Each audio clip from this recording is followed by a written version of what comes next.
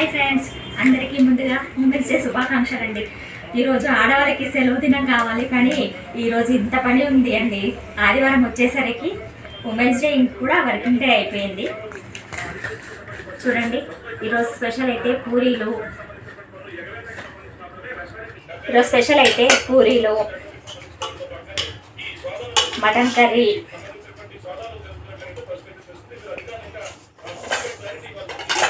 Biryani,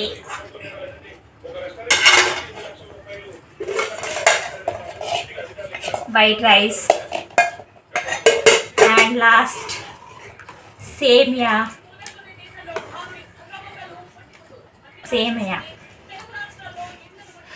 and పెరుగు.